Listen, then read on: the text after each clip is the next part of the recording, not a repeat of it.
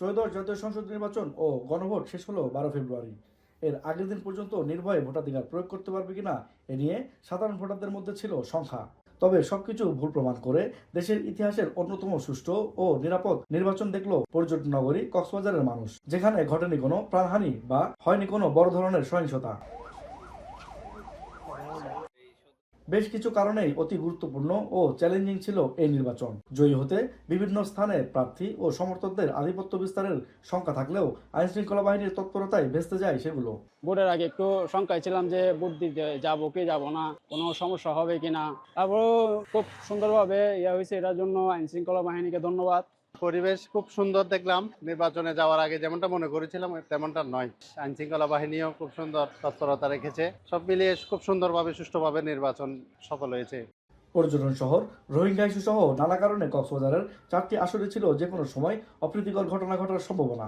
কিন্তু প্রশাসন, সেনাবাহিনী, পুলিশ, বিজিবি সহ আইন শৃঙ্খলা বাহিনীর সমন্বিত প্রচেষ্টায় নির্বাচনের মাঠে ছিল শতভাগ নিরাপত্তা, জানালেন ভোটাররা। এই বাংলার মাটিতে প্রথম একটি সুন্দর নির্বাচন দেখেছি।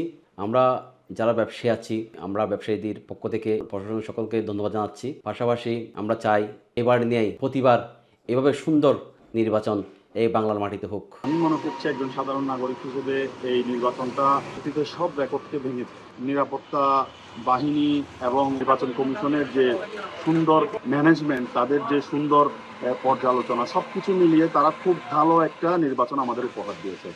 কক্সবাজারের 598টি ভোট কেন্দ্রের নিরাপত্তা সহ সার্বিক শৃঙ্খলা পরিস্থিতি নিয়ন্ত্রণে রাখতে জেলাব্যাপী সেনাবাহিনী, বিজিবি, নৌবাহিনী, বিমান বাহিনী, কোস্টগার্ড, র্যাব, পুলিশ সহ দায়িত্ব পালনে ছিলেন আনসার ব্যাটালিয়নের সদস্যরা।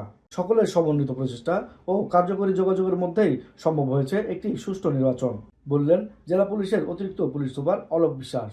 আমাদের সকল আইন শৃঙ্খলা বাহিনী যারা নির্বাচনের সাথে সংশ্লিষ্ট ছিল তাদের সাথে একটা সমন্বয় সাধন করা, এছাড়া জেলার প্রশাসন আছে এবং স্থানীয় যারা আছে এবং গোয়েন্দা সংস্থা সকলের সাথে এক ধরনের সুন্দর একটা সমন্বয় করার মাধ্যমে আমরা পুরো পরিকল্পনা সাজিয়েছিলাম, যাতে করে আমাদের এই নির্বাচনে আমাদের সহিংসতাটা আমরা রোধ করতে পেরেছি।